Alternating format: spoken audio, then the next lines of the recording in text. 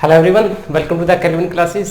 सो guys, आज पढ़ने जा रहे हैं इलेक्ट्रोकेमिस्ट्री का पार्ट नंबर 12। ओके, इसके अंदर हम क्या पढ़ेंगे? इसमें पढ़ेंगे various type of half cell बोलो या रिवर्सिबल इलेक्ट्रोड बोलो। ओके, इसका इंपॉर्टेंस मैं आपको बता देता हूँ। क्या है कि जो जनरली हम अभी तक क्वेश्चंस करते आए हैं उसमें क्या था, आपको जनरली कैसा दिया होता। अगर मैं डेली सेल की बात करूँ, जिंक आपका जिंक सल्फेट में होता था, कॉपर हमारा कॉपर सल्फेट में होता था। इस kind of metal in metal ion solution. Okay, same metal होता था और उसी मेटल के आयन का सॉल्यूशन होता है, इसमें हम डिप करते थे। ओके ना, अगर आपके पास कोई ऐसा क्वेश्चन आ जाए जहां पर अमलगम का इन्वॉल्वमेंट हो, कोई आपका सेल बना दिया जिसमें मेटल आयन इलेक्ट्रोड दे दिया और अमलगम का इलेक्ट्रोड दे दिया, या गैस इलेक्ट्रोड के साथ अमलगम का इलेक्ट्रोड दे दिया, तब वहां पर बच्चा कहीं ना कहीं कंफ्यूज हो जाता है, क्योंकि उसे जनरली देखा नहीं होता उस टाइप का इलेक्ट्रोड की क्या मरकरी का भी अमलगम का भी इलेक्ट्रोड होता है।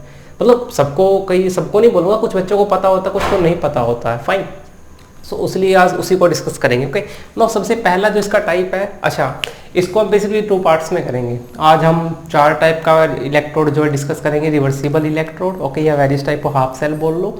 और जो सेकंड पार्ट है दैट इज, उसमें हम मेटल इनसोल्यूबल जो साल्ट होता है उसका केस डिस्कस करेंगे। ओके, मेटल होगा, मेटल का स्पेरिंगली सोल्यूबल साल्ट होगा, और एक हमारा इलेक्ट्रोलाइट होगा जिसमें जो एनायन होगा वो कॉमन होगा स्पेरिंगली सोल्यूबल साल्ट के। ओके, वो डिस्कस करेंगे, डिटेल में डिस्कस करेंगे अगले लेक्चर में। सो पहले स्टार्ट करते हैं हम अपना मेटल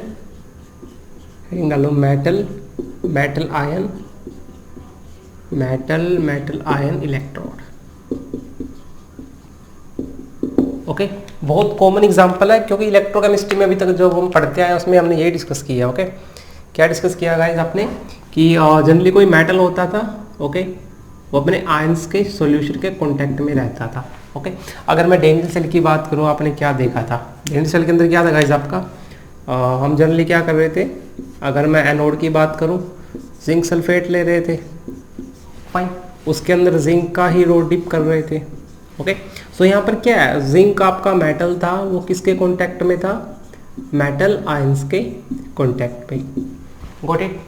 नाउ ये एज अ कैथोड भी वर्क कर सकता है और एज अ एनोड भी वर्क कर सकता है। डिपेंड किस पे करता है? It's depends upon the combination of cell, कि सेल कैसा बन रहा है। मान लीजिए यहाँ पर दे रखा आपको जिंक, इसके साथ जो सेल बनाया है वो कॉपर सल्फेट के साथ बना दिया। ओके, कॉपर सल्फेट का सॉल्यूशन लिया, उसके अंदर कॉपर का रो डिप किया, ये भी मेटल आयन है क्योंकि कॉपर का ही मेटल है और उसी का आयन है। ओके, अगर मैं इस इलेक्ट्रोड की पर्टिकुलरली बात करूं, ओके, इसको मैं कनेक्ट कर रहा हूँ, सेल बना दिया मैंने, इसको कंप्लीट कर दिया सर्किट को, सो इसका ऑक्सीडेशन होगा, रिडक्शन होगा, वो दूसरे इलेक्ट्रोड पे डिपेंड करता है। बात समझ में आया? इसलिए इसको क्या बोलते हैं? मेटल आयन इलेक्ट्रोड, क्योंकि कॉपर है, कॉपर सल्फेट जो कॉपर 2+ के कॉन्टैक्ट में है। यहाँ पर आपका जिंक है, जिंक 2+ के में। ओके, मैं एक बहुत ही कॉमन सा एग्जांपल ले लेते हैं। अगर मैं Ag की बात करूँ, ओके, सिल्वर का इलेक्ट्रोड है, Ag सॉलिड 2 Ag+, फाइन। सो जब ये एज अ एनोड वर्क करेगा, पहले एज अ कैथोड लिख लेते हैं, एज अ कैथोड। जब ये electrode as a cathode work करेगा, सो कैसे करेगा? कैथोड पे क्या होता है आपका? रिडक्शन होता है बेसिकली। सो Ag+ का जो एक्वस है, that's take 1 electron and give your Ag solid. Fine, इतना समझ में आया? तो इसका EMF को कैसे निकालोगे? जिसका पोटेंशियल है इलेक्ट्रोड का, that is equal to standard electrode potential. Okay, अगर मैं 298 की बात करूं, एट 298 केल्विन पे आपका वैल्यू कितना हो जाता है? 0.0591। एन का वैल्यू कितना है यहाँ पर? 1। Okay, log base to the power 10, product divide by reactant. Product में क्या आपका सॉलिड है जिसका कॉन्सेंट्रेशन या एक्टिविटी मोर स्पेसिफिकली आप बोलोगे 1 होता है। सो 1 divide by Ag+ concentration. Fine, ये कब रिएक्शन है? जब आपका ये एज अ कैथोड वर्क कर रहा था। नाउ अगर ये एज अ एनोड वर्क करेगा, as a anode, so anode पे आपको पता है क्या होता है? एनोड पे आपका ऑक्सीडेशन होता है, you know very well, OARC tips पे हो गया होगा, oxidation at anode, reduction at cathode. Fine, so anode पे देखो कैसा रिएक्शन होगा जिसका आपका जो सिल्वर सॉलिड है वो आपका डिसोसिएट होगा किसमें? Ag+ aqueous plus 1 electron. Okay, so इसका इलेक्ट्रोड पोटेंशियल आप कैसे निकालोगे? E cell that is equal to standard electrode potential. 298 की मैं बात कर रहा हूँ। ओके, एन का वैल्यू कितना? 1 electron. So product divide by reactant, product में इसका concentration log base to the power 10 concentration of Ag+ divide by इसका कॉन्सेंट्रेशन 1 हो जाएगा। ओके, सो ये एज अ कैथोड भी वर्क कर सकता है, एज ए एनोड भी वर्क कर सकता है, डिपेंड करता है ये आपका रिएक्शन कंडीशंस क्या है। ओके, कि जिसके साथ हम सेल बनाएंगे इसका, उसके रिस्पेक्ट में इसका पोटेंशियल कम है या हाई है। ओके, नाउ ये टाइप हो गया हमारा metal metal ion electrode. Okay, now दूसरा जो इलेक्ट्रोड है वो अपना होता है गैसियस इलेक्ट्रोड। ओके, इसको नोट डाउन करो जल्दी से, स्क्रीनशॉट लो इसका, मतलब आउट कर देता हूँ।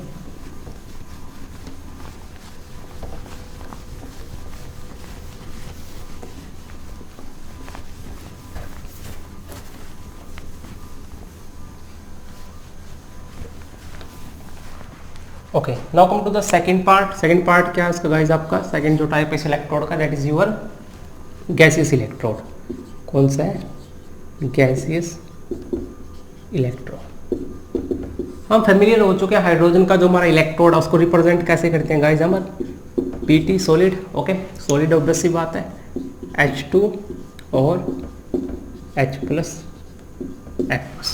ओके, ये सेल का रिप्रेजेंटेशन है जनरली। ये एज अ एनोड वर्क कर रहा है। एज ए एनोड पे क्या होगा?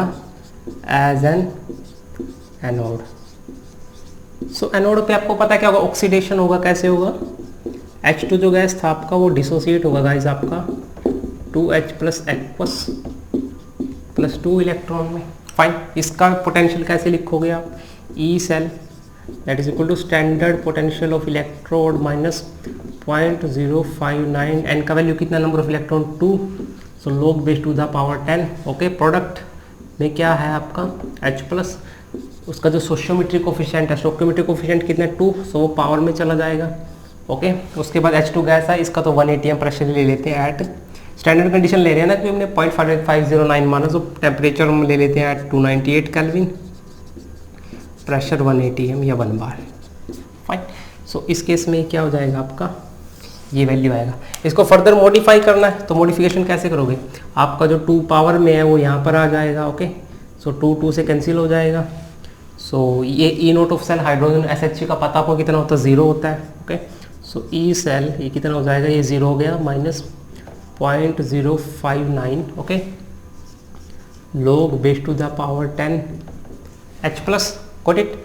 नाउ pH का वैल्यू क्या होता है बताओ मेरे को? pH क्या होता है आपका? Minus log base to the power 10 H plus concentration.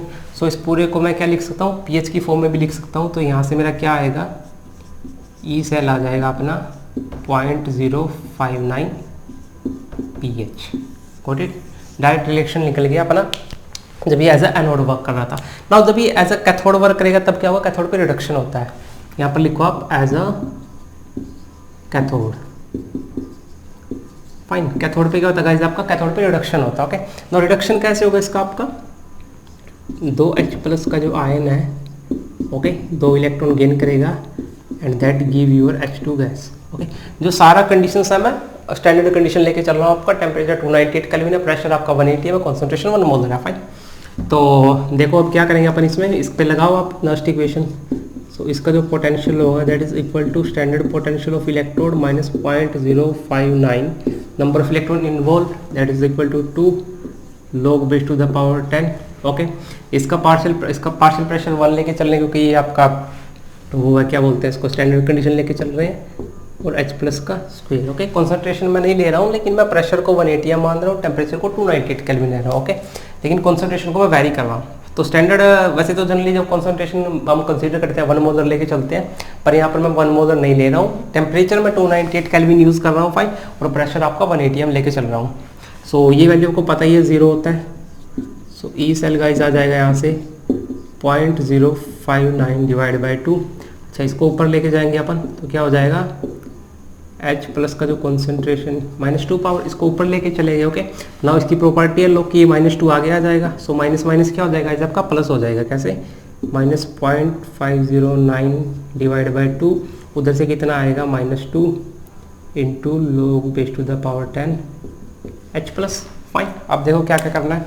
ये 2 से 2 से कैंसिल आउट हो गया ना, 2 से 2 कैंसिल आउट हो गया, और माइनस माइनस प्लस हो गया, तो ये हो जाएगा आपका 0.059 log base to the power 10 H plus. So वही pH वाले फॉर्मूले का यूज़ करो। यहाँ पर माइनस नहीं है तो इसकी वैल्यू क्या आ जाएगी? log H प्लस की वैल्यू यहाँ से माइनस pH के बराबर आ गया। सो 0.059 पीएच और नेगेटिव साइन आया इसके साथ हमारा, ये हो गया हमारा EF ऑफ इलेक्ट्रॉन। ओके, बात समझ में आया। सो जो आपका इलेक्ट्रोड है एक ऐसा रिवर्सिबल है, किसके रिस्पेक्ट में रिवर्सिबल है? H प्लस के रिस्पेक्ट में क्या आपका रिवर्सिबल है। फाइन, क्योंकि आप देख सकते हो कि आपका क्या बोलेंगे इसका, इस एज एनोड वर्क कर रहा है या कैथोड वर्क कर रहा है, जो हमारा H प्लस का इन्वॉल्वमेंट हो रहा है। फाइन, सो एक इसके रिस्पेक्टिव में रिवर्सिबल है, H प्लस से मतलब कैटायंस की फॉर्म में रिवर्सिबल है। ओके, नो ये एज अ कैथोड भी वर्क कर सकता है, एज अ एनोड भी वर्क कर सकता है, डिपेंड करता है हमारा कंडीशन पे। फाइन, अगर मैं जिंक की बात करूं, जिंक का रिडक्शन पोटेंशियल कितना होता है SRP, अगर जनरली देखा जाए -0.76 वोल्ट। ओके, हाइड्रोजन का आपको पता है कितना होता है, H2 to H प्लस कर लो। ओके, इसका कितना होता है आपका 0 वोल्ट, तो ये वैल्यू ज़्यादा है आपका मैग्नीट्यूड में, प्लस है यहाँ पर माइनस है, सो ऑब्वियस सी बात है यहाँ पर रिडक्शन होगा, यहाँ पर ऑक्सीडेशन होगा। ओके, अगर इसी इलेक्ट्रोड को मैं कॉपर के साथ कर दूं तो कॉपर का आपको पता है E0 कितना होता है इलेक्ट्रो पोटेंशियल, प्लस 0.34 वोल्ट, सो उसके रिस्पेक्ट में वहाँ पर ऑक्सीडेशन हो जाएगी। फाइन, सो कहीं ना कहीं कहाँ पर डिपेंड कर रहा है हमारा, वो जो सेल हम बना रहे हैं उसके साथ में जो दूसरा इलेक्ट्रोड लिया है वो किस काइंड का। ओके, सो ये आपका एग्जांपल हो गया गैसेस का। एक क्लोरीन का भी ले सकते हो आप, इसको नोट डाउन करो, स्क्रीनशॉट ले लो। 1 2 3, चलो एक और एग्जांपल देख लो इसका, क्लोरीन का है।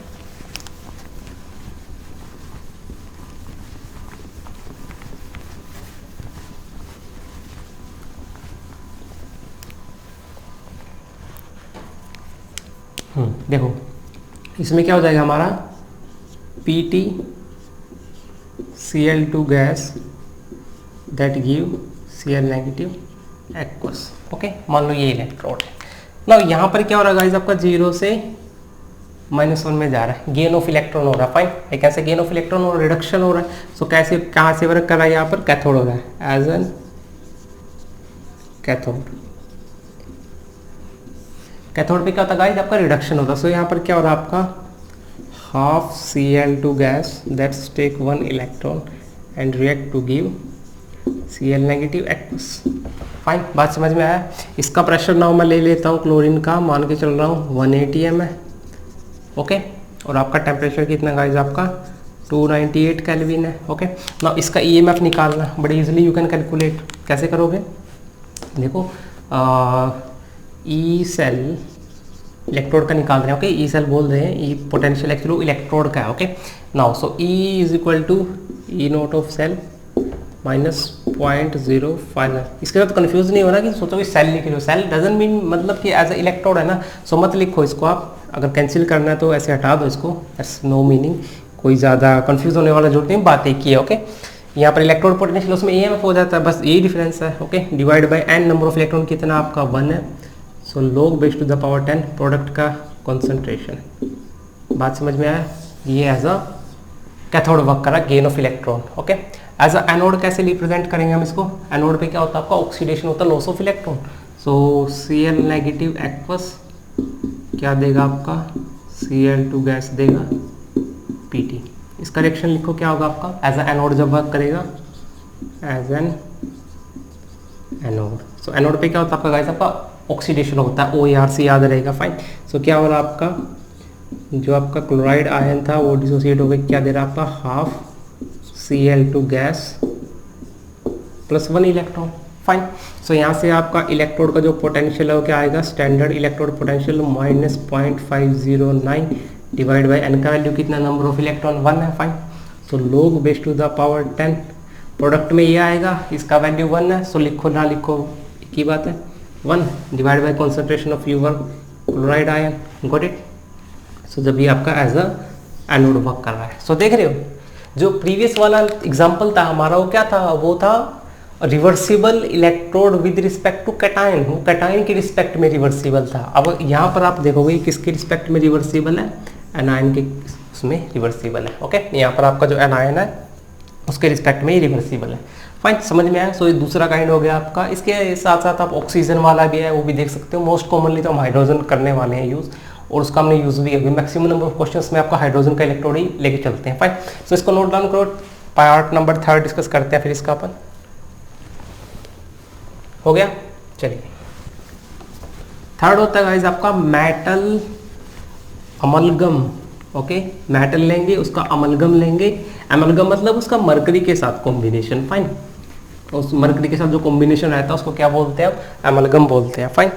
सो लिखो पार्ट नंबर 3 हो जाएगा आपका, सॉरी क्या हो जाएगा, पार्ट नंबर 3 इलेक्ट्रोड का, metal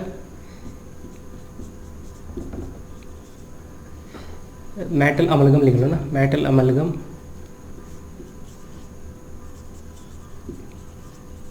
metal amalgam, metal ion electrode, fine. कोई मेटल होगा उसका अमलगम लेंगे और उसका क्या होगा, हमारा आयन भी होगा उसका, जिसमें वो डिप करेंगे उसी मेटल का आयन भी होगा, ओके। नाउ ये अमलगम लेने का रीजन क्या है, वाई अमलगम? हम डायरेक्ट मेटल से कर तो नहीं है, जो हमने टाइप फर्स्ट डिस्कस किया था, that is your part of metal in its own ion, okay. उसमें क्या था, मेटल था आपका और उसी के आयंस के कांटेक्ट में था, उसी में डिप था। तो इसमें इसकी एमलगम की क्या जरूरत पड़ गई, मेटल से तो हम वही कर सकते थे, ओके। थिंक अबाउट इट, थोड़ा सा दिमाग लगाओ पॉज करके, ओके। मैं बताता हूँ, आपके जो एक्टिव मेटल्स होते हैं, फॉर एग्जांपल अगर मैं बात करूँ सोडियम और पोटेशियम, बहुत ही हाईली एक्टिव है, ओके। और सोडियम तो इतना हाईली एक्सोथर्मिक रिएक्शन होता है, जब वाटर के साथ ये रिएक्ट करता है, अगर वाटर के साथ आप सोडियम डालते हो तो एयर में फायर कैच कर लेता है, तो ऑब्वियस सी बात है वाटर में तो करेगा ही, सो क्या कर लेता है, फायर कैच कर लेता है, ओके। सो सोडियम का इलेक्ट्रोड बनाना कैसा, बहुत डिफिकल्ट है। हैंडलिंग कैसे करोगे, हाउ यू कैन हैंडल जो फायर को मतलब कैच कर रहा है इन द एयर, वाटर के साथ भी ऑब्वियसली फायर लगता है, उसका फायर का फॉर्मेशन होता है। सो ऐसे इलेक्ट्रोड बनाने के लिए जो एक्टिव मेटल्स हैं उनके लिए हम क्या यूज़ करते हैं गाइस, एमलगम यूज़ करते हैं, क्योंकि एमलगम क्या कर देता है, उसकी एक्टिविटी को डिक्रीज कर देता है, फाइन। अब देखो इसको रिप्रेजेंट कैसे करते हैं, जैसे सोडियम का केस लेके चलता हूँ मैं, क्या बोला है अपन, मेटल होगा, ओके, मेटल का अमलगम होगा, फाइन, और किसके कॉन्टेक्ट में होगा वो, उसी आयन का एक्वस सॉल्यूशन, फाइन। देखो जब ये एज अ एनोड वर्क करेगा, as a anode, okay. So anode में क्या हो रहा है आपका गाइस, आपका सोडियम मरकरी जो है वो डिसोसिएट हो रहा है आपका Na+, ओके, एक्वस, इसकी कुछ ना कुछ कॉन्सेंट्रेशन होगी, आपको गिवन होगी, +1 इलेक्ट्रोड। तो इसका आप ई कैसे निकालोगे, electrode, standard electrode potential, fine, -0.059 divide by n का वैल्यू कितना, 1, log base to the power 10, इसका कॉन्सेंट्रेशन ऑफ Na+ एक्वस, ये इसकी स्टैंडर्ड स्टेट में है मेटल, तो इसका 1 होगा, लो ना लो बात बराबर है, ओके। सो ये हो गया इसका वैल्यू निकालने का, फाइन, समझ में आया ना। देखो मीनिंग समझो कि इसका नीड क्यों पड़ा है, नीड समझ गए ना आपकी, जो आपका जो एक्टिव मेटल्स है उनका इलेक्ट्रोड बनाने के लिए मेरे को जरूरत पड़ता है एमलगम का, ओके। ना ये तो जब एज अ एनोड वर्क कर रहा था, जब ये एज अ कैथोड वर्क करेगा, as a cathode, so as a cathode में क्या करेगा, आपका रिडक्शन होता है, फाइन। इसमें क्या होगा, आपका जो आपका सोडियम एक्वस है वो 1 इलेक्ट्रॉन गेन करेगा and that give your sodium amalgam, fine.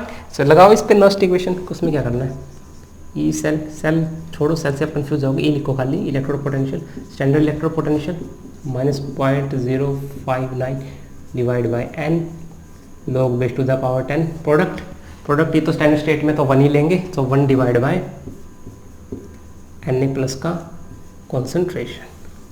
सो देख रहे हो, ये एज अ एनोड भी वर्क कर सकता है, एज अ कैथोड भी। ये किसके रिस्पेक्ट में रिवर्सिबल है, ये आपका Na+ के रिस्पेक्ट में रिवर्सिबल है, ओके, फाइन, समझ में आया। सो इसका यूज देख लेना बस क्या था, ओके। क्योंकि क्या करता है, जब आपका कॉन्सेंट्रेशन सेल बनाएगा या कोई भी सेल बना देगा कॉम्बिनेशन से, तो हो सकता है आपको मेटल का अमलगम दे दे, तो आप तो देखोगे, सोचोगे वहाँ पर कि अमलगम का तो हमने केस पढ़ा ही नहीं है, फाइन। सो अमलगम का भी केस होता है, it's a kind of metal ion की मॉडिफाइड फॉर्म आप बोल सकते हो इसको, ओके। सो नोट डाउन करो इसको, हो गया, चलिए अब इसका लास्ट टाइप डिस्कस करते हैं guys.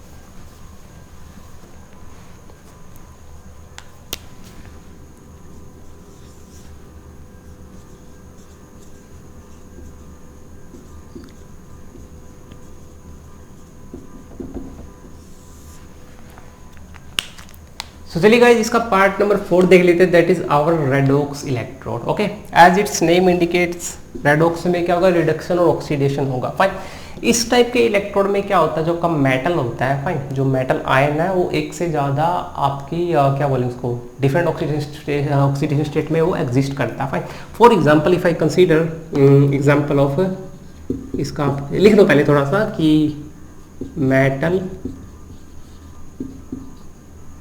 In different oxidation state. Okay, इस पे बेस्ड जो क्वेश्चंस है वो मैं, जो अगला लेक्चर है उस जो हम पढ़ेंगे मेटल का स्पेरिंगली सोल्यूबल सॉल्ट की एसपी में बहुत अच्छे अच्छे क्वेश्चंस बनते हैं। आई होप सोल्यूबिलिटी प्रोडक्ट आपने पढ़ा होगा, नहीं पढ़ा तो देख लेना। वैसे मैं जब अगला लेक्चर बनाऊंगा पढ़ाऊंगा उसके अंदर, तो पहले सोल्यूबिलिटी प्रोडक्ट का थोड़ा सा डिस्कशन करेंगे, क्योंकि उसका यूज़ है हमारे पास कि सोल्यूबिलिटी प्रोडक्ट बेसिकली होता क्या है। कन्फ्यूजन रहता है जनरली कि आयनिक प्रोडक्ट में और सोल्यूबिलिटी प्रोडक्ट में क्या डिफरेंस है, बट जो आयनिक प्रोडक्ट जो होती है वो एक ब्रॉड सेंस है, that is available applicable for saturated, unsaturated, मतलब सुपर सैचुरेटेड, हर काइंड का जो आपका सॉल्यूशन है उनके लिए वैलिड है। बट जो आपका ये क्या बोलते हैं इसको, सोल्यूबिलिटी प्रोडक्ट है, वो स्पेसिफिकली सैचुरेटेड सॉल्यूशंस के लिए है। ओके, और वो कैसे होते हैं, स्पेरिंगली सोल्यूबल, वो हम डिस्कस करेंगे। Now come to our topic, redox electrode में क्या होता है, आपका मेटल दो डिफरेंट फॉर्म में एग्जिस्ट करता है। फॉर एग्जाम्पल अगर मैं बात करूँ, मान लीजिए प्लेटिनम है। ओके, प्लेटिनम क्या कर रहा है आपका, Fe+2 का एक्वस है और Fe+3। फाइन, ऐसे लिख सकते हैं इसको। नाउ ये जो प्लेटिनम हम जनरली लेते थे गैसियस इलेक्ट्रोड में लेते थे, तो यहाँ पर इसका क्या यूज़ है, are you getting my point. Gaseous में हम इसका प्लेटिनम का यूज़ करते हैं, जो भी हम गैसियस इलेक्ट्रोड यूज़ कर रहे थे। नाउ यहाँ पर तो मेटल का एक्वस सॉल्यूशन है, इसमें क्या यूज़ हो गया, इसमें प्लेटिनम लेने का क्या नीड पड़ गया। ओके, सो इसका नीड ये है, क्या करता है आपका, इलेक्ट्रॉन का ट्रांसमिशन करवाता है, इलेक्ट्रॉन का सोर्स और सिंक की तरह काम करता है, क्योंकि आपको पता है इलेक्ट्रॉन सॉल्यूशन में मूव नहीं करेगा। Are you getting my point, electron जो है वो सॉल्यूशन में मूव नहीं करेगा, वो थ्री वे कंडक्टर ही तो मूव करेगा ना। ओके फाइन, सो देखो कैसे होगा इसका रिएक्शन, जब ये एज अ एनोड वर्क करेगा, as an anode, as a anode पे क्या होता है, ऑक्सीडेशन होता है। ओके, सो मैं इसको कैसे लिख सकता हूँ गाइस, आपका Fe2+ एक्वस का डिसोसिएट होगा कैसे, एक इलेक्ट्रॉन लूज करेगा, +1 इलेक्ट्रॉन। फाइन, सो इसका ई लिखो आप, standard electrode potential. Okay, -298 kelvin पे 0.91। Fine, log base to the power 10, इसका concentration of Fe+3 divide by concentration of reactant Fe+2। Okay, so इसको इस फॉर्म में लिख सकते हैं, जब ये एज अ एनोड वर्क कर रहा है ना। जब ये एज अ कैथोड वर्क करेगा तो उसमें क्या लिखोगे आप, Fe+3 एक्वस वो जा रहा है आपका Fe2+ में। फाइन, और यहाँ पर आपका प्लेटिनम सॉलिड। प्लेटिनम का रोल समझ में आया कि जो इलेक्ट्रॉन ये जाएगा, जब ये ऑक्सीडाइज या रिड्यूस होगा, ओके, तो उसका जो मूवमेंट है वो किसके थ्रू होगा, वो प्लेटिनम के थ्रू ही मूव करेगा। फाइन, प्लेटिनम के थ्रू, जैसे मान लीजिए Fe+2 से इलेक्ट्रॉन जब वो Fe+3 फॉर्म में जाएगा, सो एक इलेक्ट्रॉन लूज करेगा ना, जो वो इलेक्ट्रॉन जो जाएगा, ओके समझ रहे हो ना, जो इलेक्ट्रॉन जो इवॉल्व हुआ है यहाँ पर, जो प्रोड्यूस हुआ है, वो कैसे मूव करेगा सोल्यूशन में, वो थ्रू द प्लेटिनम वायर करेगा। ओके, ना जब ये एज अ कैथोड, एनोड हो गया, एज अ कैथोड देखो कैसे वर्क करेगा, एज अ कैथोड।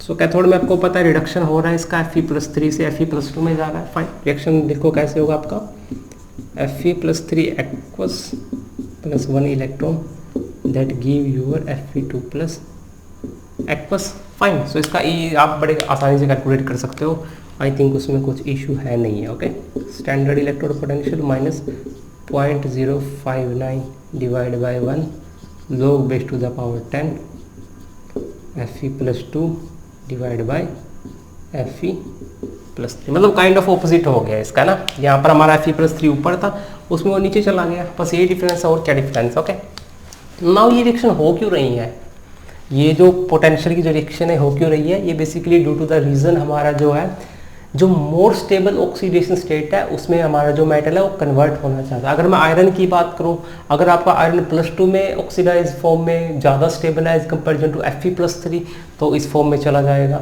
ना। अगर Fe+3 फॉर्म में ज़्यादा स्टेबल है तो उसका क्या हो जाएगा, ऑक्सीडेशन हो जाएगा। सो बेसिकली हमारा कहीं ना कहीं रिएक्शन पे डिपेंड कर रहा है। इसका स्क्रीनशॉट ले लो पहले आप, 1 2 3 हो गया। चलिए गाइस, इसको हम लेक्चर को यही फिनिश करते हैं। ओके, आई होप समझ में आया। कुछ ज़्यादा ऐसा है नहीं था इसके अंदर, बस नॉलेज के लिए पता होना चाहिए कि अमलगम का भी इलेक्ट्रोड बना के आपको दे सकता है। ओके, और गैसेस दे सकता है। जैसे आप हाइड्रोजन जनरली पढ़ते हो, मैंने आपको क्लोरीन का केस बताया है, उसमें क्या है, जो आपका इलेक्ट्रोड है रिवर्सिबल है with respect to anion, that is for क्या बोले उसको, that is much more important. Okay, इससे नेक्स्ट वाला जो लेक्चर है वो बहुत ही ज़्यादा इंपॉर्टेंट है, इससे तो बहुत ही ज़्यादा इंपॉर्टेंट है। तो बेसिक लेक्चर था, आप बेसिक मान के चलो इसको।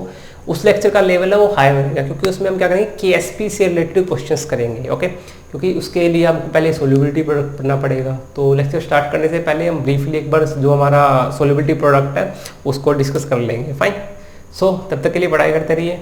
All the best.